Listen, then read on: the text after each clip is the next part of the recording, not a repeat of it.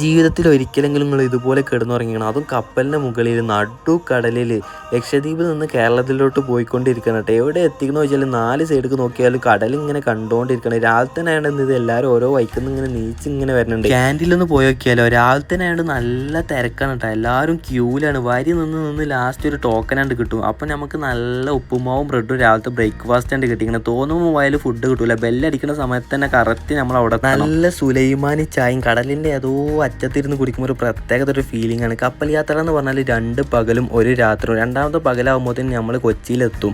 കൊച്ചിയിലെത്തുന്നതിൻ്റെ ഒരു അടയാളം എന്ന് പറഞ്ഞാൽ വള്ളത്തിൻ്റെ കളർ ഏകദേശം എന്ത് ചെയ്യും, നീല കളറുള്ളത് പച്ച കളറായി ഇങ്ങനെ മാറും. ഇതിൻ്റെ ഉള്ളിൽ ഹോസ്പിറ്റലിൽ പല സംഭവങ്ങളുണ്ട്. എല്ലാവരും മൊത്തം നല്ല രീതിയിൽ സന്തോഷമുണ്ട്, സങ്കടമുണ്ട്. നാട് വിട്ട് വരണീൻ്റെ സങ്കടം കാര്യങ്ങളൊക്കെ ഉണ്ട്. നമ്മൾ അൽഹംദുലില്ലാഹ് കൊച്ചിയിലാണ്ട് എത്തിക്കുന്നത്. വേറെ ലെവൽ തന്നെയാണ് കപ്പൽ യാത്ര എന്ന് പറഞ്ഞാൽ. ഇതൊക്കെ ഞാൻ കപ്പലിന് പരിചയപ്പെട്ട കമ്പനിക്കാരാണ്. അവരോടൊക്കെ സലാം പറഞ്ഞാൽ ഞാൻ എന്ത് ചെയ്ത് എൻ്റെ പെരീക്കണ്ട് പോയി.